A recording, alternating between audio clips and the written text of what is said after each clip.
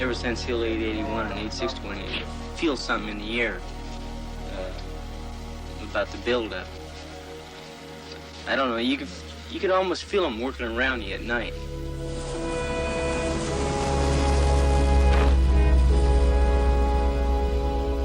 Dear Ellen, we've really been preparing for this all-out offensive by the Gooks. I guess you might have read about it in the papers.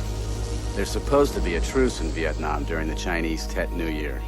Khe Sanh is the only area not observing it because of the buildup. I'll try to write again soon. Love, Jim.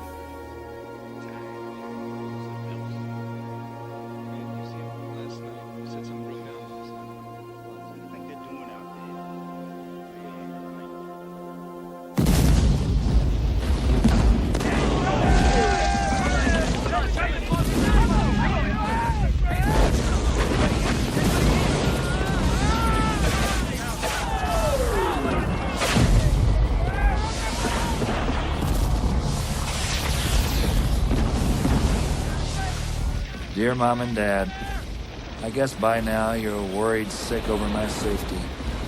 Khe Sanh village was overrun, but not the combat base. The base was hit, and hit hard by artillery, mortars, and rockets. All my gear and the rest of the company's gear was destroyed. I am unhurt and have not been touched, but with all the death and destruction I've seen in the past week, I've aged greatly. I feel like an old man now. I've seen enough of war and its destruction. I'm scared by it, but not scared enough to quit. I'm a Marine, and I hope someday to be a good one. Please pray for us all here at Khe Sanh. Your son and Marine, Kevin.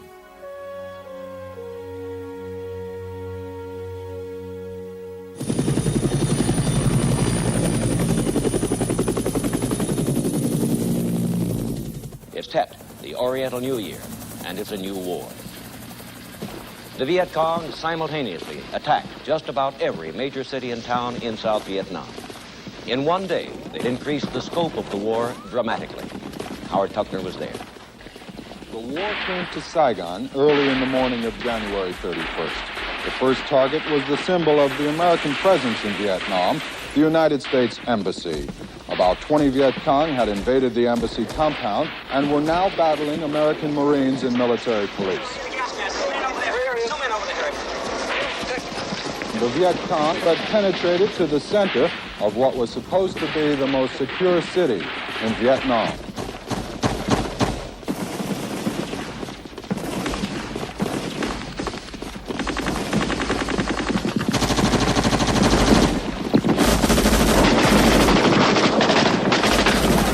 Hardest part of it. Not knowing where they are, that's the worst thing. Riding around and running the sewers and the gutters anywhere. Be anywhere. Just hope you can stay alive from day to day. Everybody just wants to go back home and go to school. That's about it. You lost any friends? Quite a few. We lost one the other day. The whole thing stinks, really.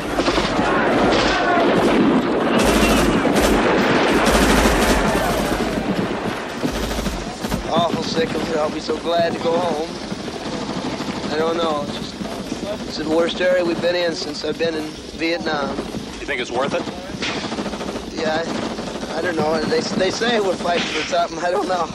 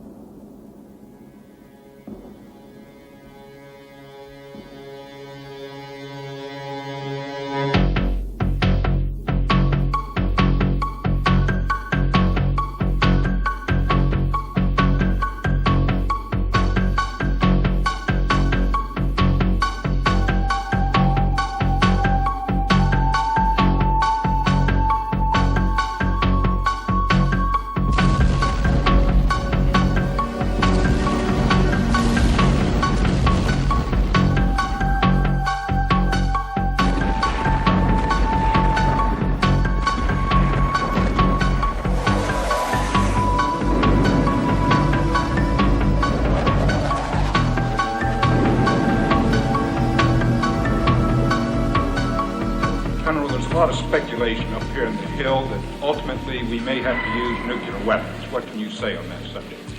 I do not think that nuclear weapons will be required to defend Khe Sanh.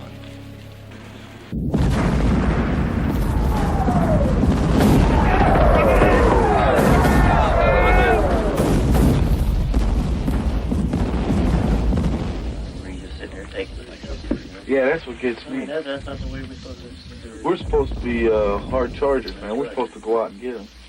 I think if they pull a good search and destroy up here, we could clear them out. Well, I don't know. You get out there 50 feet and you're lost already in the jungle. I mean, it looks pretty clear from here. It's just a constant siege here, and you don't know exactly when the incoming's coming, and you don't know how much it's going to be from day to day. And how would you compare it to other places that you've served in Vietnam? Well, this is the worst I've been at. You just most of the time you can't get anything done because there's too much incoming. You can't get out much at all. It's just too dangerous to get out, and it just gets on your nerves. That's all. Either that or just had a B-52s go up one side, back. The only thing they hit is the ground. Dear Dad and Mom. Well, they haven't got me yet. I'm sitting here in my new bunker underground with many sandbags and metal skids between me and the surface. But the men and I will be all right no matter what comes. We are all well, and morale is high. You know, I've never really regretted coming over here. Even yesterday when my favorite turd got it. The little guy was my platoon sergeant's radio man. I really loved the kid. He was the hardest little worker, and never complained, do anything for you. After they had taken him away, it almost kicked my ass, as the saying goes. I almost cracked. But there were 75 others to worry about, and I snapped myself out of my cheap civilian bull and got back to work.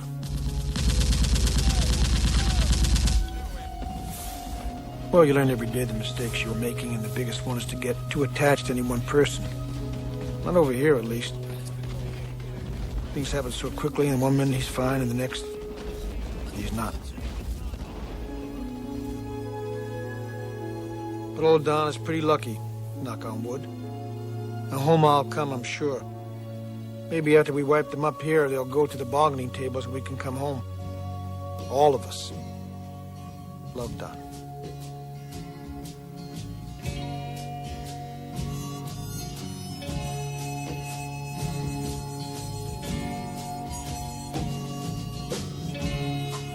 Once I was a soldier, and I fought on foreign sands for you.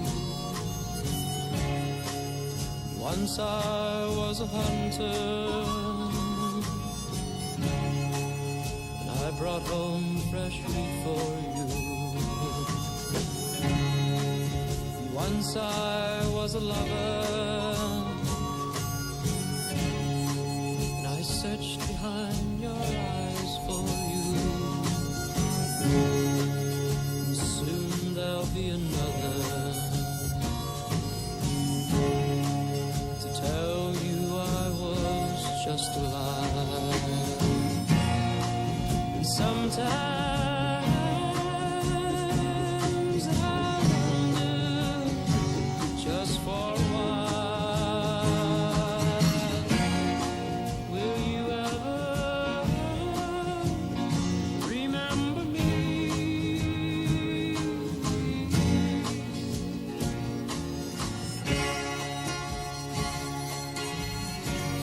Dear Aunt Fanny, this morning one of my men turned to me and pointed a hand filled with cuts and scratches at a plant with soft red flowers and said, "That's the first plant I've seen today that didn't have thorns on it."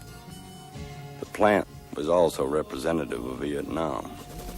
It is a country of thorns and cuts, of guns and marauding, of little hope and of great failure.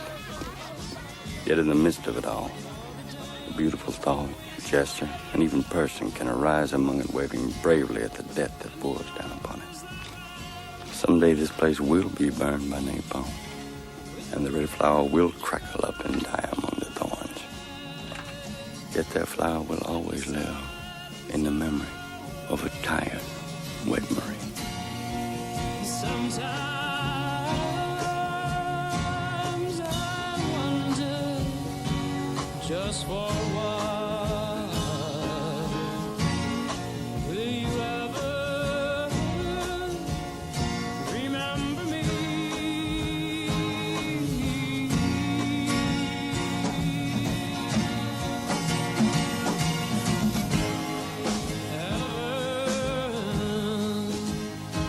Remember me.